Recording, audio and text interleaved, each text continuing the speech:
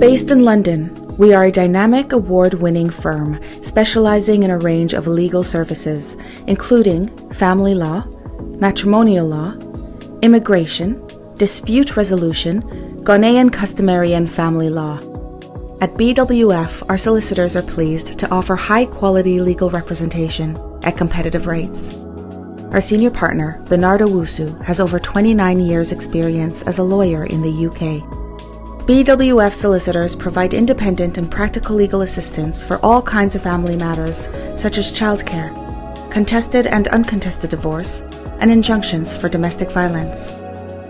Our childcare and family team appreciate the issues facing you in this difficult time, which is why we offer confidential advice delivered in a sensitive manner. Our senior partner is an accredited member of the Law Society Family Law Accreditation Panel, which guarantees expert representation in all family and matrimonial cases. Are you seeking advice on immigration-related matters? At BWF Solicitors, our immigration team are experts in dealing with everything from general immigration to complex immigration work permits, arranging student visas, as well as entry clearance visas, family visas, and appeals. Our senior partner is an accredited member of the Law Society Immigration Accreditation Panel, which guarantees expert representation. Our office is open from 9:30 a.m. to 6 p.m. Monday to Friday, and on Saturdays by appointment only from 10 a.m. to 4 p.m. We are located at 4th floor Anna House, 214 to 218 Tottenham High Road, London, N15 4NP, just a short walk from Seven Sisters Underground. Our senior partner, Bernardo Wusu, is also a qualified barrister and a member of the Ghana Bar Association. He has acted as an expert in court cases involving aspects of Ghanaian law. He has also advised local authorities, the official solicitor's office, and other solicitors on the intricacies of Ghanaian law, and is a regular contributor on the radio and TV on matters concerning Ghanaian law.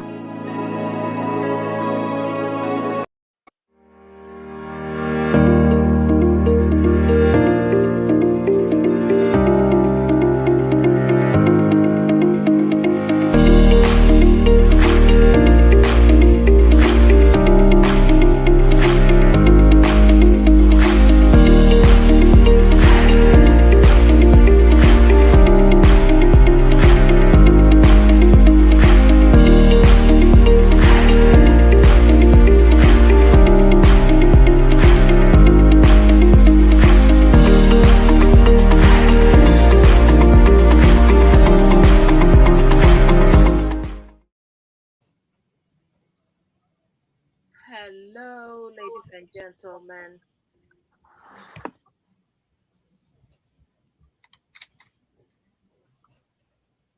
Hello, ladies and gentlemen. You're welcome to today's show, Hanging Out with BWF Solicitors. We very much appreciate you joining us. We are live on Facebook and all social media handles at BWF Solicitors. Today's topic is lifting the no recourse to public funds condition, even if you work. And as usual, we have a resource person in the person of a seasoned solicitor and also a partner at BWF Solicitors, Mrs. Unisa Champong. But before I introduce her, regarding this topic, I know when this topic was shared on all our social media handles, there were a few questions being asked, such as what really is public funds? What criteria has to be met lifting the no recourse to public funds? And other questions as well were, what does it mean if my income is not enough? And what would exceptional financial difficulties, be considered as well? So all these questions will be answered by lawyer Unisa Champong, who is a partner, as I said, and a solicitor at BWF Solicitors. If you want to contribute to the program or send in your comments, you can do so on all our social media handles at BWF Solicitors, Facebook, YouTube, Instagram. We would love to hear from you. if you prefer to call us live, in the studio, you can also do so by calling us on 0744 8619 711. The number again is 0744 8619 711. Hello, Lawyer Eunice. Hi Vicky, how are you? Yeah, I'm good. I'm good. I'm good. And you? I'm doing well by God's grace. You Wow. look up in your glasses. Thank you very much. Thank you. Suits you. It really suits you. Oh, great, great, great, great, great. Let me also compliment you with your pinky, dress and the lip to match with it. Should I say you are still in the mood of, celebrating breast cancer month?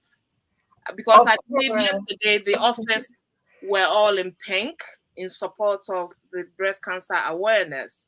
So I don't know whether Yeah. you've extended it to Saturday as well. So yes, as it's Breast Cancer Awareness Month, obviously, as you said, in the office we had Wear It Pink. So Wear It Pink is basically an event where people can fundraise for breast cancer research and obviously to help prevent and to make that whole process of those who are receiving treatment a lot easier. And so Wear It Pink was an event that I think most offices had to basically do to raise awareness and to raise funds. So the whole point was to raise funds for breast cancer research. And Mhm. in the UK, they said they have just over 300 researchers researching into breast cancer specifically, and also to help prevent and to also um, create treatments that make it a lot easier for those with breast cancer. So, as we mentioned last week, is something that you should regularly check. And as women, of course, because of the fact that most of the time we don't really check what's lumps or whether we have any swelling or discoloring in our breast. So, of course, this whole month is to raise the awareness for people to check and to be able to touch and feel if there are any changes in the breast area. They said even up to the collarbone, which is this area. So, as much as possible, as you mentioned last week, men also get breast cancer. And so it's something that is supposed to be checked regularly. If you're not checking it, then this month is supposed to give you the awareness so that you can check these things as regularly as possible. And so, yes, it's all about Breast Cancer Month, and we want to make sure that people are doing the check-in. They are really looking to see if there are any symptoms and signs, and if they are not sure about anything, of course, go to your GP and obviously let your GP know if there are any signs that are unusual. Sometimes you can even have lumps, but it may not be cancerous. And Cancer. so it's good to look out for things like discharges and rashes and discoloring and all those things that may not look usual on you as a person. So, yes, it's good to look out for these signs. And then if there are any changes whatsoever, then you might as well go to your GP and check those things with your GP. Yeah, Well said. Thank you so much for that little education. Laura Eunice, any updates before we we talk move about on. today's topic? Okay. So in terms of updates, as usual, as we always say that the Home Office, they always have things that they put out there just so that we are aware that there are certain changes in regards to our immigration rules, for instance. And in terms of our updates, I know that last week we were mentioning the fact that they have now said that those who would want to come in and work as HGV drivers in terms of our food production and the fact that we need people to distribute those foods across the country, they have made some, should I say, concessions, and they've also made some implementation in terms of our immigration rules. And so because it's a temporary work that people would be doing, of course, they have said that they are willing to give valid leave up until the 28th of February 2022. And so if you are a qualified HGV driver and you believe that you can come and help for that short period of time in terms of the food production in the UK and distribution, then of course you can apply. It's a short form on the seasonal worker visa. And of course, if you are somebody who is obviously an EU national and has an HGV license to drive HGV trucks, then you can also apply to come into the UK as well, to come and work for that short period of time. And so it's a good thing that we have up until February for these truck drivers to be here, and then of course they can return. So that's a good thing in terms of those of us who are looking forward to having a good Christmas and having a big buffet for Mm, Christmas as well. yeah. Um, People now say Christmas is all about the food, but hopefully we'll have enough of the food when December comes. And so we're hoping and we're looking forward to the food distributions across the whole country in terms of the shops and everything else. And then in terms of our EU nationals as well, I think that it's important that most people are aware that if they have made any EU family permit applications, I'm not talking about EU SS family Okay. permit, but EEA family permit applications, or have had appeals where the decisions have been allowed by appeal judges that EEA family permit should be granted, and the Home Office has, for one reason or the other, not implemented those decisions. Now, of course, they have rescinded on their previous statement where they said because the 30th of June deadline had passed, they will no longer grant EA family permits. And so now they're saying, yes, we know that EA family permits will no longer be valid from the 30th of June 2021, but we have now created a concession where those people who were granted or allowed appeals for EA family permits or have made EA family permits applications and are waiting to hear in regards to the decision that will be made, we are creating a concession so that these people can now have EU SS family permits issued to them so that they can come into the country. And so, yes, they have now given permission for those people to be granted EU settlement scheme family permits so that they are able to come into the UK and then apply for EU settlement scheme, either pre-settled status or settled status, depending on the family relationship that they Okay. have applied for. So yes, that is also there in terms of our EUSS family permit applications as well. Okay. All right. Ladies and gentlemen, if you've just joined us, this is Hanging Out with BWF Solicitors. Today's topic is lifting the no recourse to public funds condition, even if you work. Now, our resource person, as usual, is Mrs. Eunice Achampon. She's a partner at BWS Solicitors and also a seasoned female solicitor at BWF Solicitors. If you'd like to contribute to this program or send in your comments, you can do so on all our social media handles. We are live on Facebook, live on Instagram, and YouTube. So you can send in your questions and all your comments. We would love to hear from you. If commenting on these social media handles is not your style, you have another alternative by calling me live in the studio at on 0744 8619 711. The number again is 0744 8619 711. I would love to hear from you.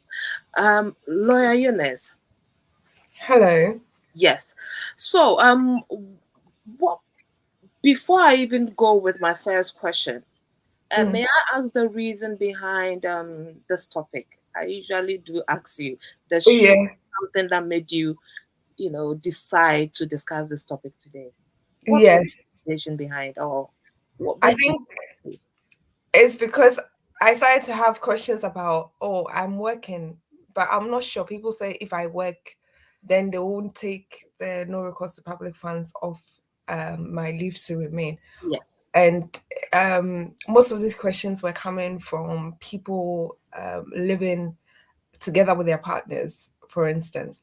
And so they were thinking, well, my partner is working and I don't want the situation where because they know that he's working, they wouldn't give that condition, they wouldn't lift that condition off my leave. And so I decided, okay, let's just treat this topic and then see how best we can help or we can make people aware that it's not about the fact that the person is working, but it's more to do with whether they can actually meet their essential needs. So yes, that's why Mhm. I decided to do this topic. Okay, so that leads me to my next question. What criteria has to be satisfied when lifting the no cost to Republic funds condition? Yes. So, as we all know, in terms of public funds, so people will always say, well, that does that mean I'm not entitled to any sort of benefits whatsoever? Mhm. And when it comes to public funds, it includes things like child benefit, child tax Yeah, credit, working tax credit, housing benefit, council tax reductions, um, it comes to even job seekers allowance. mm, So all these things are benefits. Apart from obviously when you talk about things like maternity pay or maternity allowance, with anything that is income based tax, um, they wouldn't term that as benefit because as somebody who is working, when you pay your um, income tax, they see that you've contributed in some way. And so things like maternity pay and your pensions and things like that are yeah, not benefits. Yeah. So when somebody is receiving child benefits, even though they say it's universal for every child in the UK, unfortunately, it's also classified as public funds. And so funds, yeah, if you are receiving it, it's public funds or it's benefits. And so yes, if you have the no recourse to public funds, it means you cannot or you cannot receive child benefits for a particular child or children if you have children. And so sometimes when it comes to then what am I entitled to? And if I can be entitled to those things, what do I do? And this is to do with people who are really struggling to, should I say, make ends meet. And when you have a family, a lot of the time when you're on your own, it's fine. There isn't much you have to spend money on. But when you mm, have a family, which includes children, mm-hmm. um, it's quite difficult. And when you have children and you see how much money goes out in terms of food and even clothing itself, you realize that um, there is a lot of money that goes into all of this. And so, especially when it comes to the no recourse to public funds, the government is looking to see how best they can support families. And this was seen during the pandemic last year. Okay, Even up till now, you still see that they are trying as much as possible to support families. And in terms of our immigration rules, when somebody is granted leave to remain, either as a mm, partner or a parent or somebody who um, basically is making an application based on their private life, when it comes to these sort of applications and you are saying to yourself, I am there's no way that I'll be able to continue to look after myself and my family if I do not have recourse to public funds. And so I want to be able to see if once I am assessed, my income, which is not so good, will be able to meet the expenditure or be able to meet my expenses. And if you're saying to yourself, there is no way that my income is able to meet my expenses, I want some form of redress. The Home Office have their own policy or their own guidance in terms of how and when they should lift the no recourse to public funds. One of them includes the fact that if a person is at risk of being destitute, then of course they will need to assess the evidence that that person brings forward to see if truly and truly this person will not have a home to stay in the next 3 months. They wouldn't be able to afford their essential needs in the next 3 months. And of course, if the no recourse to public funds were not given to them, would they still be able to afford the things that they need to live on as a family, for instance? And then they also have the fact that if a person is receiving income, will the income be sufficient to afford the essential needs of the children? And so, yes, you're receiving an income, but is your income able to meet your needs and the needs of the children? So maybe your income is able to meet your needs, but it might not be able to meet all the needs of your children. And so they're checking to see, will your income be enough to meet the needs of your children as well?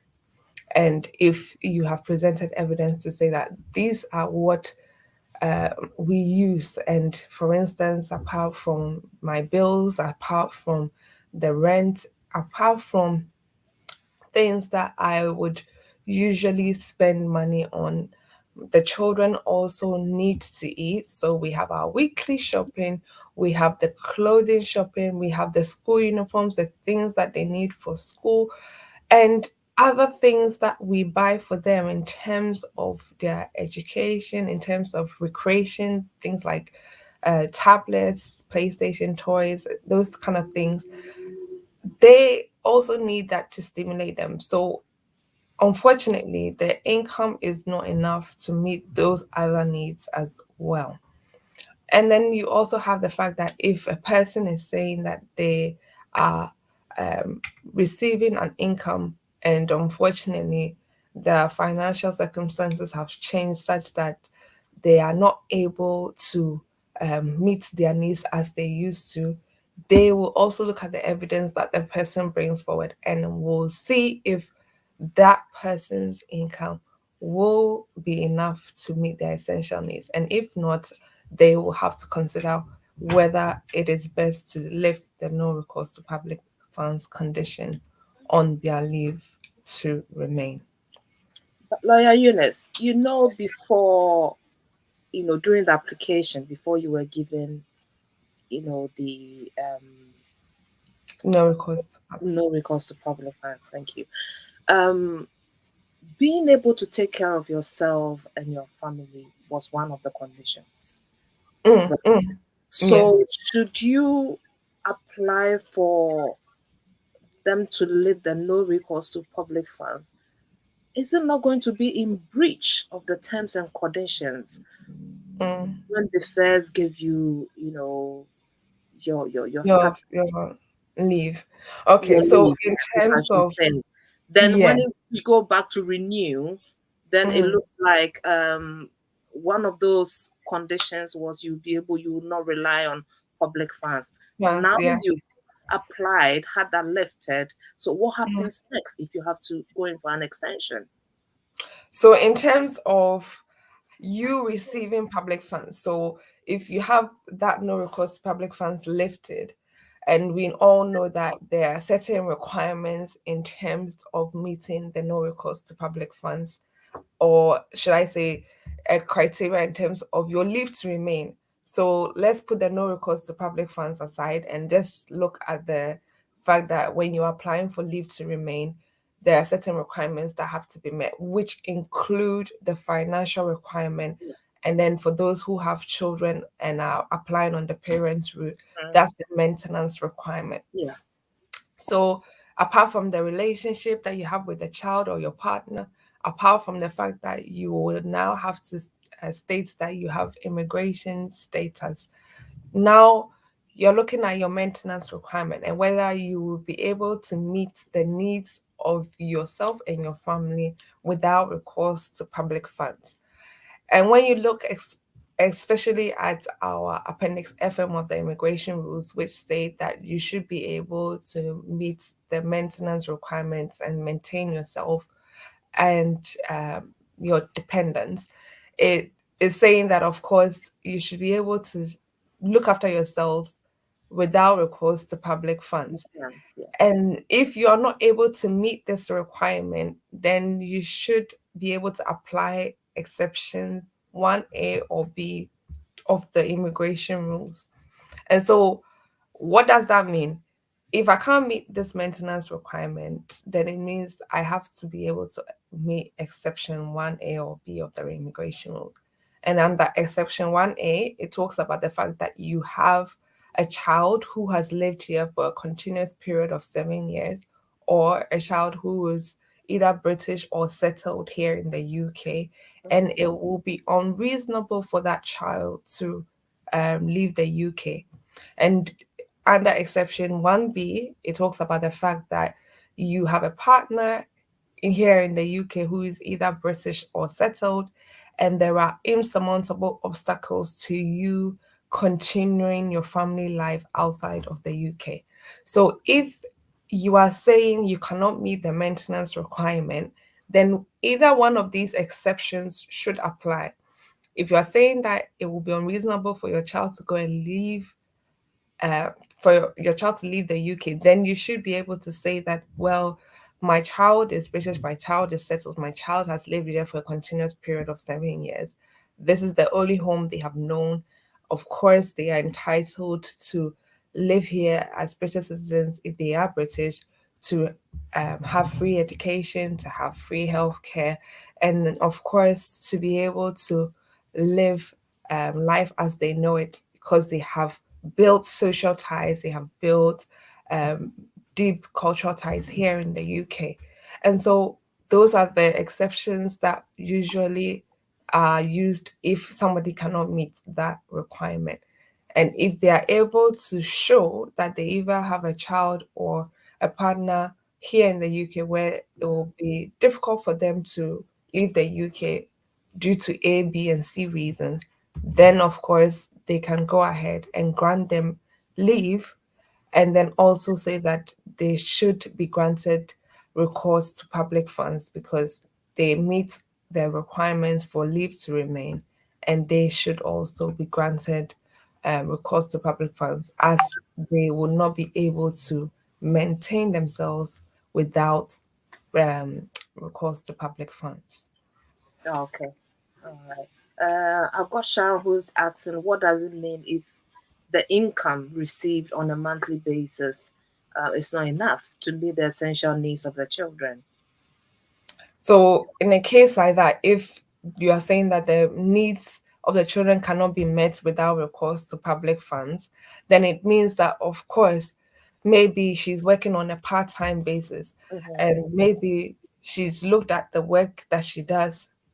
She's looked at her expenses, maybe her rent alone might be £600. I'm not sure, I'm just estimating. And her living expenses, including her bills, are way over £1,800 a month. And there is no way she can meet the needs of the home and then pay her bills in regards to all the other things that she has to do. And so if, for instance, maybe she's a single parent, she has to pay for these expenses and she's getting help here and there, but it's still not enough. Of course, she can ask for the no recourse to public funds be lifted off her leave, but she will have to provide evidence that proves that this is what she's paying for her rent, this is what she's paying for her bills, this is what she has to pay in terms of her shopping and other things. And because she's not able to meet those expenses, maybe she's also running into debt, and those bills that have to be paid maybe are not being paid on time, and it has accumulated. And therefore, if she doesn't have the no recourse to public funds lifted off her leave to remain, she will be struggling. And so, of course, that would mean that her income is so low that unfortunately she would not be able to meet the demands of her home, especially in regards to her children. So they are looking specifically at the children and whether it will be right for them to say that the condition should stay, even though the children are young, or maybe the children's school uniforms need to be bought, or even the children's food for the week cannot be bought because mommy has to pay bills and they are only relying on school dinners. True. And I remember during the pandemic, a lot of the footballer, Mr. Rashford's Rashford, campaign was yeah. yeah, campaign was to make sure that children in the community were being fed. Mm. So, yeah, you have a case of mommy may have lost her job, or mommy may be doing some part-time work, but she cannot feed the children. And so, Yeah. if mommy is not able to feed the children, then what happens? Does that mean that they go malnourished and there is nothing that they can do about it? So the Home Office has to assess whether the needs of the children in particular can be met without no recourse to public funds. Okay. And if their needs cannot be met without recourse to public funds, then it means that they would have to lift that condition in regards to the no recourse to public funds. I think somebody also put a similar question in regards to our Facebook Okay. viewers. Yeah. In Yeah. yeah, Well, let's hear from Mr. Jacob that Stephen. person. Yeah. Jacob Stephen. It says, if a family of five is presently on no recourse to public funds with social service based on Section 17 rule, can Mhm. they apply on 7-year rule even when the eldest child has a few months left to clock 7?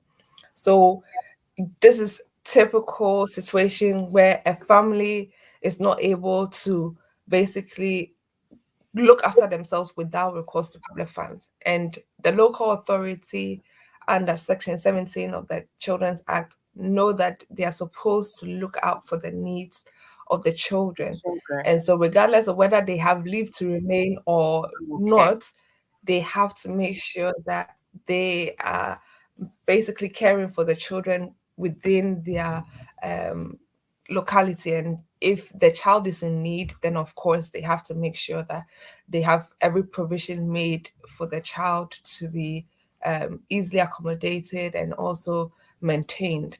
And so this is a typical scenario of a family of five, and they are asking if we are being supported or we are being serviced by the local authority in regards to Section 17, and our child, the eldest one, is now going to turn 7, can we still make the application before the child turns 7? No. Unfortunately, the immigration rules is quite clear on this. It says that you should be able to show that at the date of application, the child has lived in the country for a continuous period of 7 years. And so it cannot be before the child has lived here for a continuous period of 7 years. Okay. You have to be able to show the child has lived here for a continuous period of 7 years at the date of the application, so that once the caseworker is assessing the family life that this child has built here in the UK, remember that, of course, they have to assess the child's continuous residence even before they come to you, the parents. And so, if you are saying that you want to make the application, then make the application when the child has turned 7. And then, once you are making the application, you also want to include the fact that you would need access to public funds, as you would not be able to do without it if you were to be put, or you were given that restriction. And so, Mm. yes, you will have to show evidence of why you should still be put on the no recourse to public funds. Right, right, right. Okay. Now, Eunice, can exceptional financial difficulties be considered as well? So yes, I think this is one of the new requirements or criteria, because of the fact that a lot of people experienced um, a lot of shortcomings in their income during the pandemic. And yes, even though they had the furlough scheme running, some people lost their jobs, Yeah, and unfortunately for some as well, they were not put on the fellow scheme. And so you had to rely on the fact that maybe there were only, should I say, bits and pieces of shift work, and if that was all they had, that was all they could give. And you had people who probably had savings, and so they were relying on that, and that has also run out.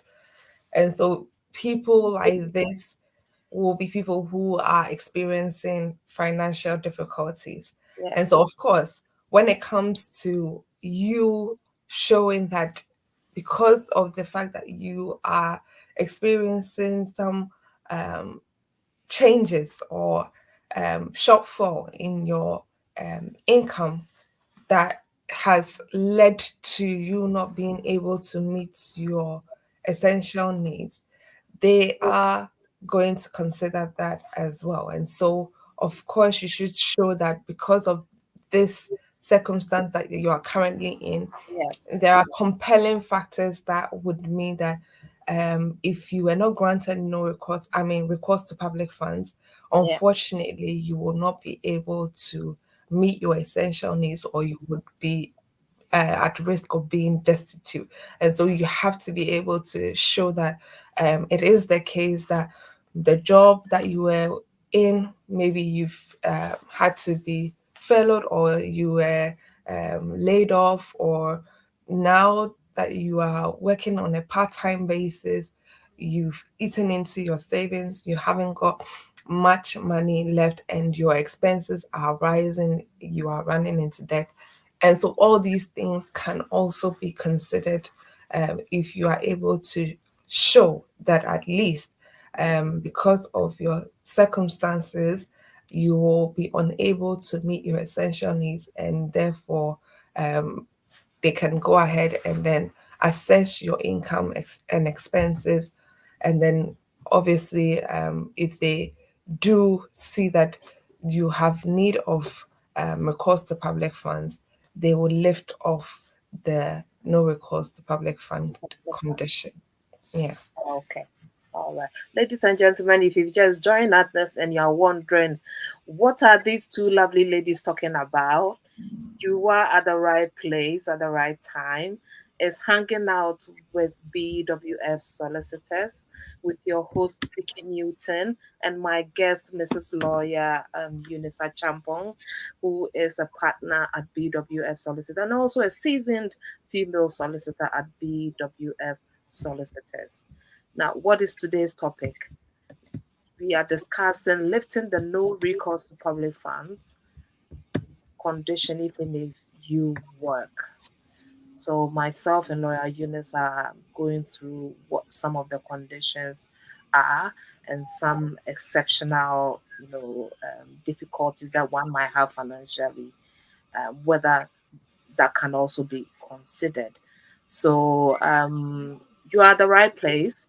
Stay tuned and share to all your colleagues, your contacts, and anybody that you think this program will be of benefit to. You can watch us live on Facebook, YouTube, all social media handles at BWF Solicitors. If you prefer to call in live, you can do so on 0744 The number again is 0744 8619711. Please send in your questions. Send in your questions. We would love to hear from you. Right. Laura Eunice, I've got Anna. She says, I have three children. But before I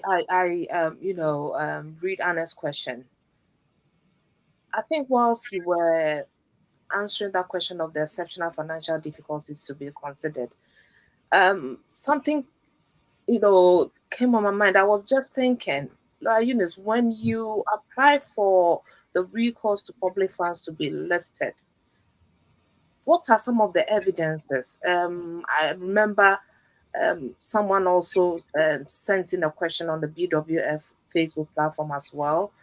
If it's got to do with you not being able to take care of the children, I mean, their basic needs, should there be the involvement of the social worker to prove that yes, this is what you are going through, and therefore um, they support you to apply for the recourse to public funds to be lifted? What are some of the, because I believe the Home Office would like to see evidence. Does that mean you have to send in your your bank statements, send in your an idea of what your expenditures are as compared to what you earn as an income, therefore making it very difficult for you to meet your basic needs? Could you So please in terms talk of, to yeah, in terms of the evidence, it? it will differ for everybody. But of course, if you are trying to show that this is what your needs are and this is your income, Mm-hmm. of course you have to show your pay slips, you will have to show your bank statements. And if you have any savings, you will need to show that as well. So they have a way of checking if you have other accounts. And so if you want to try and hide money which you have in other accounts, please don't try as much as possible to, Possible. yes, to make sure it's transparent as possible. So you are showing that you are earning an income from this employment, your income comes into your account, even in your other accounts, this is the amount of money that is in there. So even considering your income and your savings, it is still not enough to meet your essential needs. And so you are showing your pay slips, your bank statements. In the case of somebody who is currently receiving support from social services, Mm, mm, once the time is up for them to make the application, they would definitely need they would need that letter from the social services to say that yes, we are providing them support under Section 17.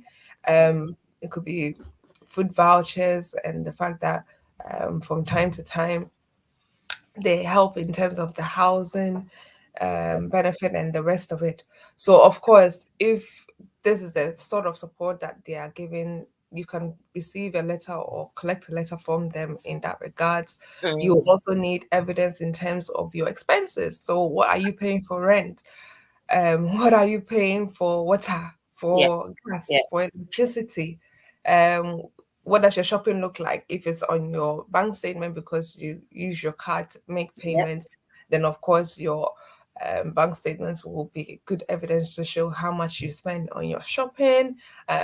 Things like paying your TV subscription, your mobile phone bills, all those things, if you use your card, they will show on your bank statements.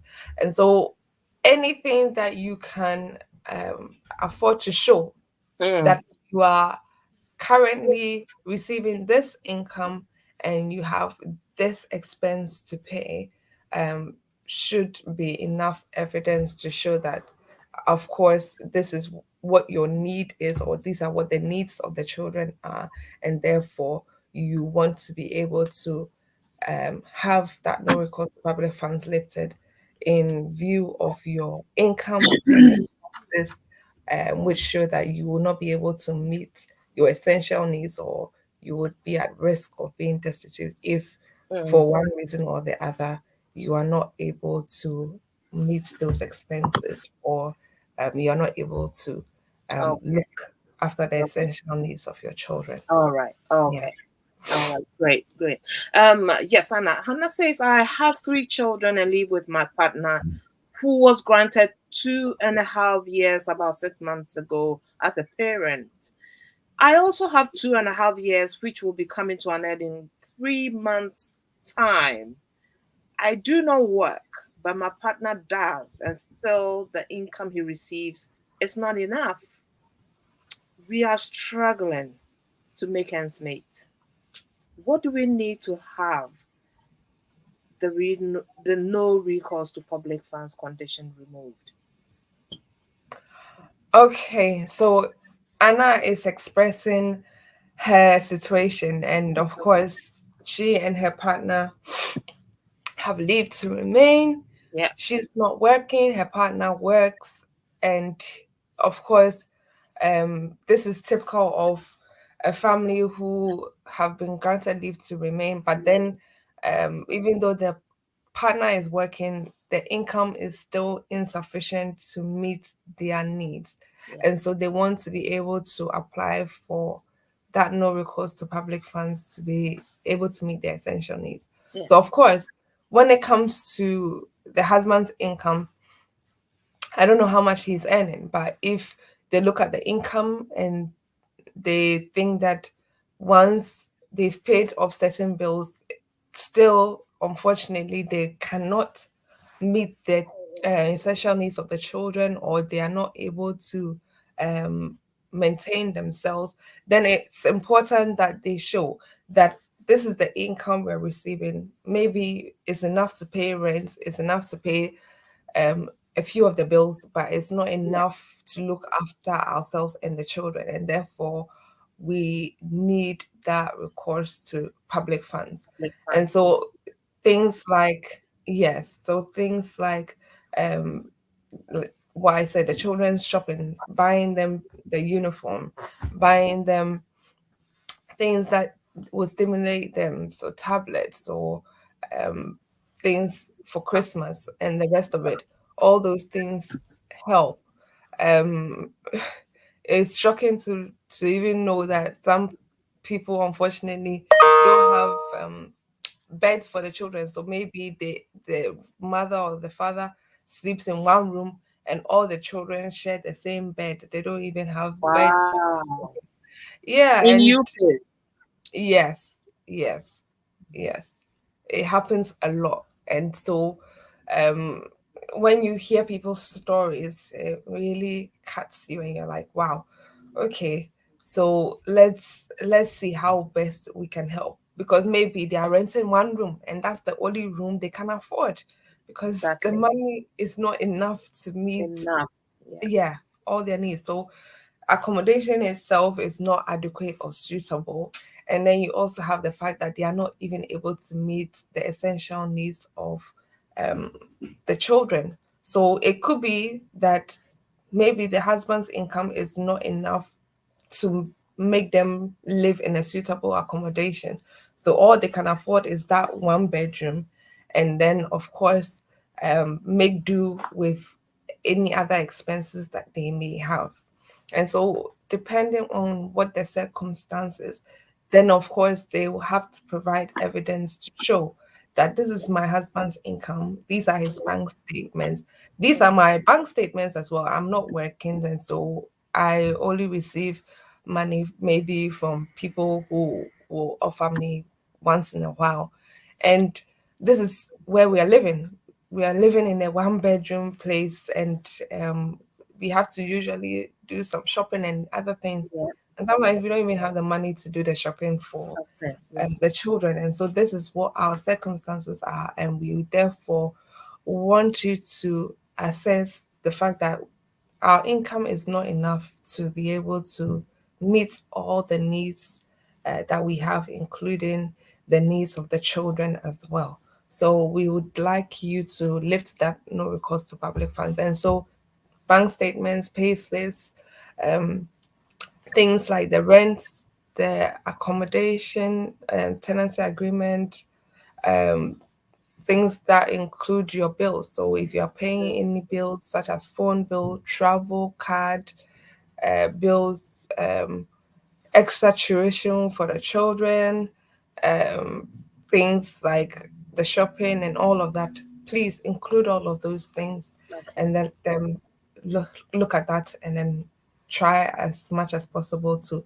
provide them with enough evidence so that they know that this is currently the situation, because it's up to you, the applicant, to provide them with enough Yeah. evidence Yeah. so that they can lift that no recourse to public funds. Yes, they may have some form of evidential flexibility. So, for instance, you have a joint account, and maybe if your sponsor is abusive and he's saying he will not allow you to have access to the joint account, then they will have to consider that as well.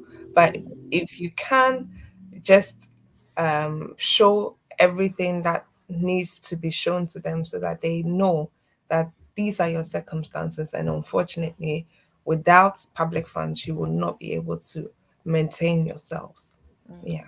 You can also get a letter from these organization, your church, Yeah. food banks, where they can also send you, give you a letter and support that Yes. come to them weekly for For food help. and other things. Yes. Yes. Exactly. Oh, right. Okay. Right. And I think Lawyer Eunice has done justice to your questions. So if you feel you need, more support and advice, I will advise you to contact Lawyer Eunice.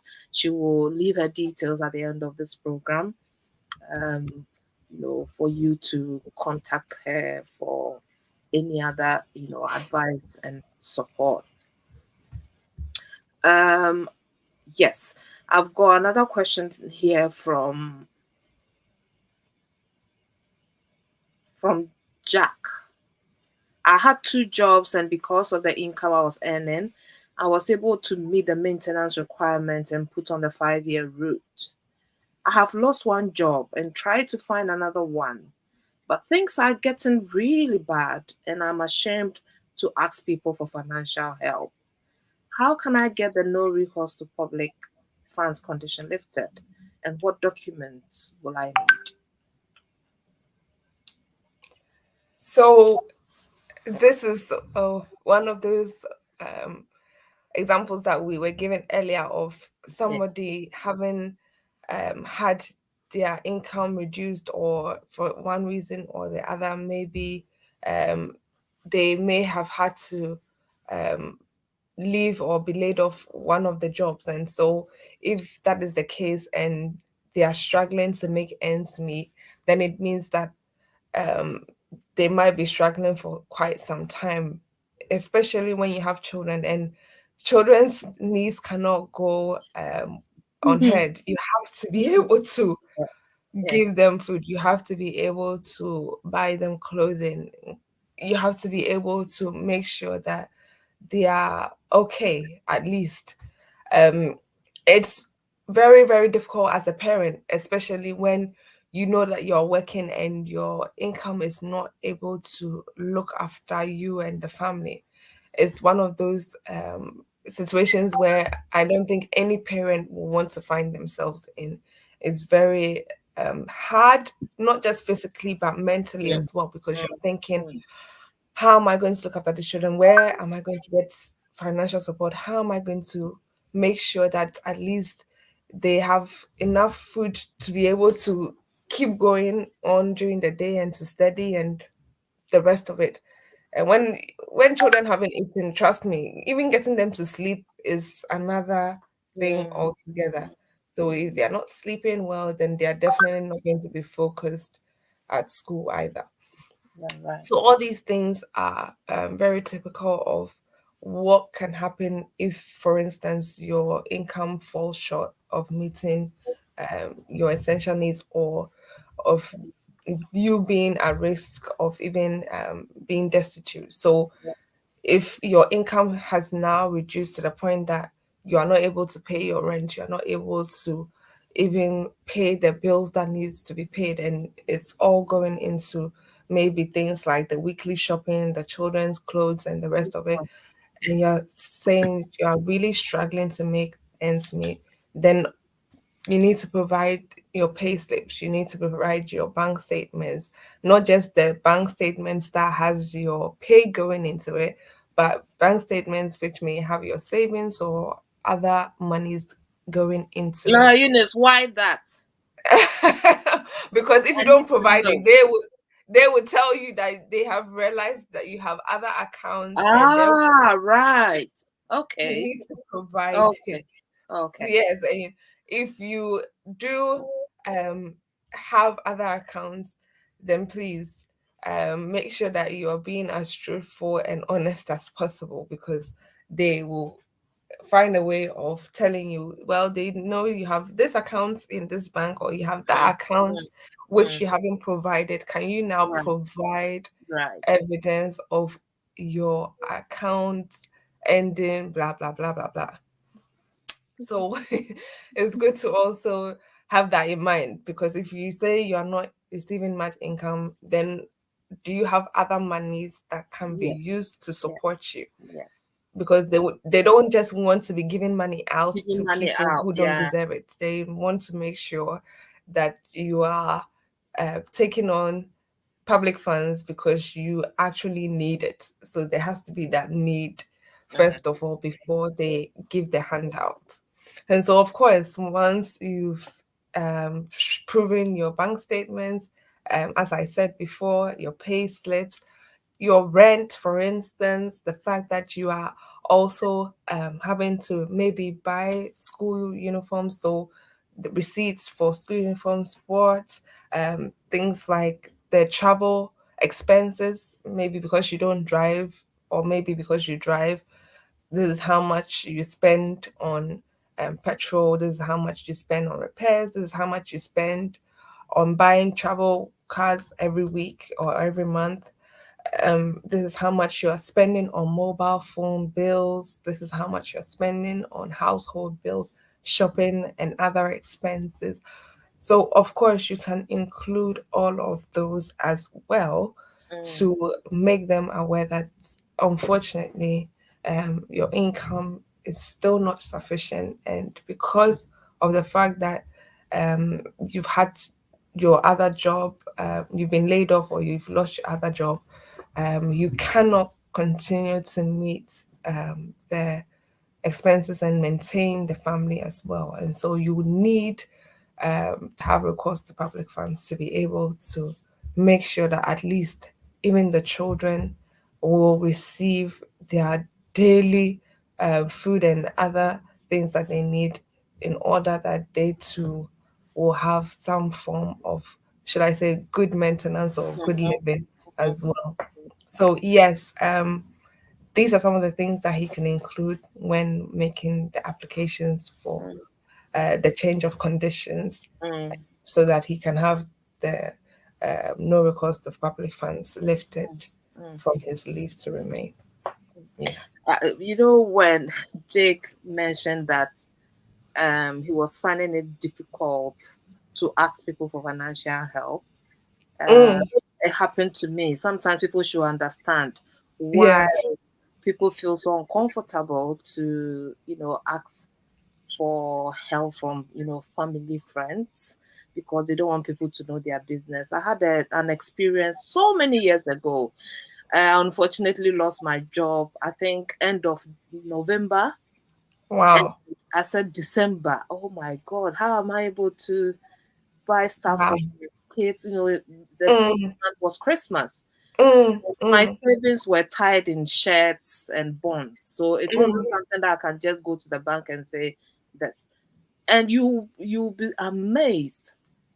I got so depressed that I said, Wow. no, I feel uncomfortable, like the way Jake was explaining. And I just gathered courage and I said, okay, let me contact some few, friends. And you'll be amazed, Lawyer Eunice. Anybody I spoke to in confidence just looked at me and laughed. Asked me why. You look like someone who is rich. Are you coming to make fun of me? They didn't Wow. believe I was struggling.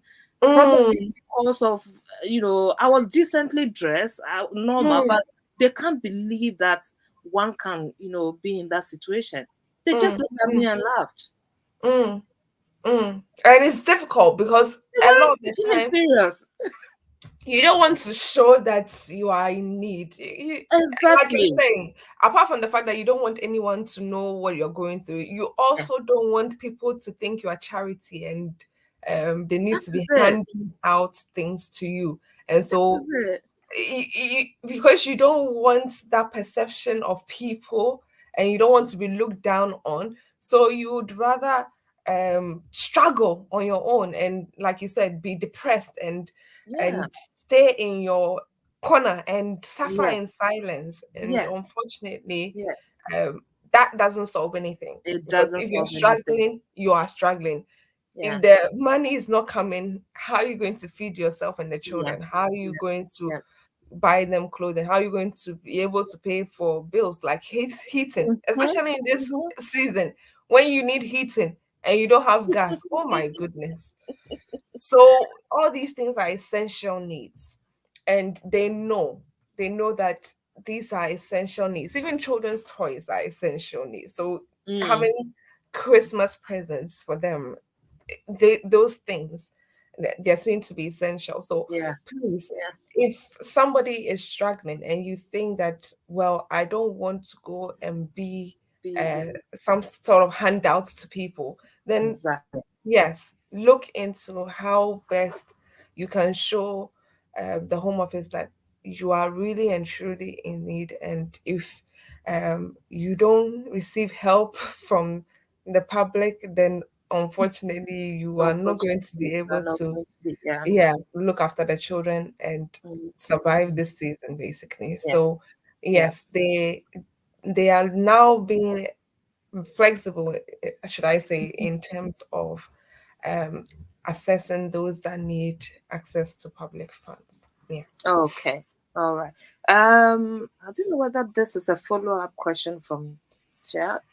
Will there be two separate applications or just one if I want to renew my leave as well? Well, it depends on how soon the leave will be ending. So, for instance, if your Mm. leave is ending, let's say in 6 months' time, and you are really struggling and you can't wait for your leave to end before you make the application, then it might be that you will have to make the change of conditions application first for them to remove the no recourse to public funds before you apply for your next 2.5 years leave to remain. But if you have maybe 2 or 3 months left on your leave and you are thinking, okay, I'm struggling in terms of money, so I want to be able to apply for my leave to remain and also ask for them to lift that no recourse to public fund condition, then you can do both at the same time. So you wouldn't need to fill in a change of conditions form. You just need to apply for leave to remain and then make your submissions why they should grant you recourse to public funds. So Mm. yes, I think there was one Okay. more question as well. Yeah, because I've exhausted my questions from my end. So if you have any from, the BWF Solicitors platform, if people have Okay, so I think this one is from Ja Bansi. them. Okay. He's saying that, good morning. Is it still possible to bring to the UK extended family members after Brexit? Um, when it comes to extended family members, Mm-hmm. I'm believing that he's talking about EU extended family members. So, Mm-hmm. in terms of EU nationals, since we all know that Brexit obviously happened um, sometime in 2016 when we voted for it to be voted to get out of the EU, but officially we Brexited out of the European Union in January 2020. And then from the 31st of December 2020, we said free movement has ended and we will Ended. no longer be allowing EU nationals to come in and out of the UK as they used to. So, as of 31st of December 2020, EU nationals can no longer apply for their extended family members. So that was 11 p.m. So 31st Mm, December 2020, 11 p.m. EU nationals could no longer apply for their extended family members to join them in the UK. If for any reason that family member is somebody who is also in the UK. So, for instance, people usually ask, if I have an extended family member here in the UK, can I make an application for them? You will not be able to make an application for them if they did not previously recognize them as your family member. So, if this is the first time you are making an application for them, and for instance, you are now saying that you want to make an a 5 year pre-settle status application for them or a settle status application for them, you will not be able to do so because unfortunately they do not come under the definition of a family member under our right. EU settlement scheme. And so because they are not defined under our EU settlement scheme, that would mean it will be difficult for them to then make the application. But if they previously had 5 years residence card or they previously had EA family permit and they are now in the UK, then of course you can go on and apply for EU settlement status for them because they were previously granted EU settlement scheme, I mean, previously granted 5 years residence card or EA family permits to come to the UK.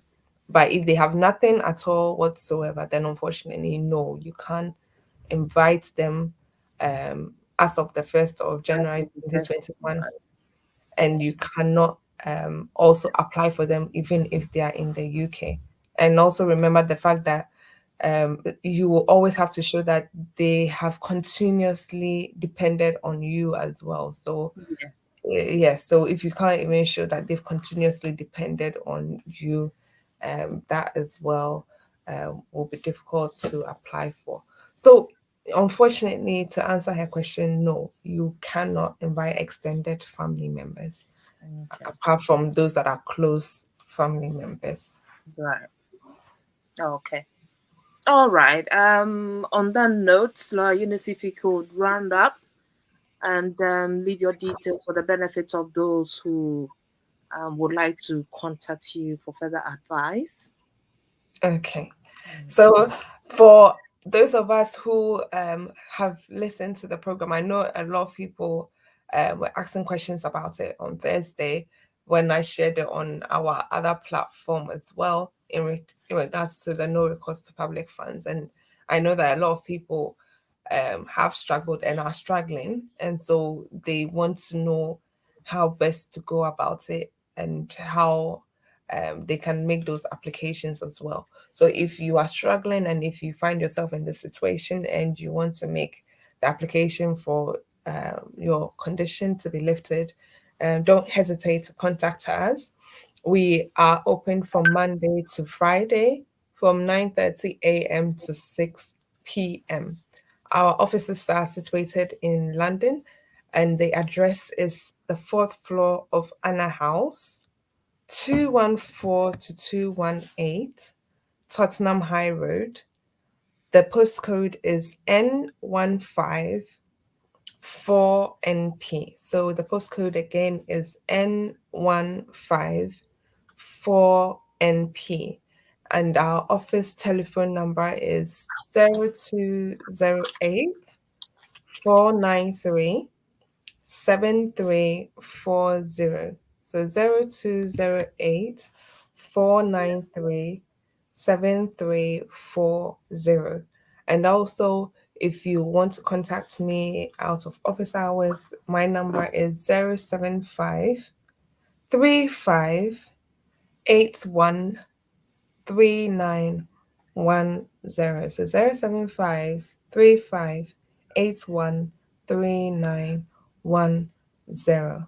And hopefully, God willing, we will see you next week. Wow. Ladies and gentlemen, so this brings us to the end of this very educative program. If you've just joined us, do, when we got to the end of this program, do not be worried. We've got a recorded version on our social media platforms and Facebook, YouTube. You can go there and watch everything from the beginning. So, yes, thank you so much for staying with us through the program. And for those who contributed to the program, we appreciate it. Makes the program more lively and interesting. We hope next week you will join us again, same time, and we'll come your way with another topic. Till then, take care. See you next week. Bye bye. Bye.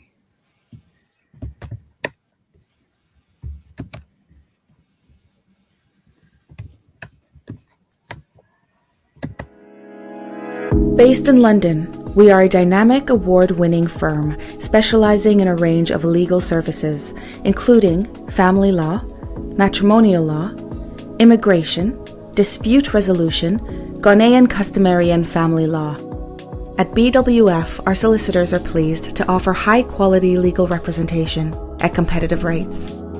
Our senior partner, Bernardo Wusu, has over 29 years' experience as a lawyer in the UK.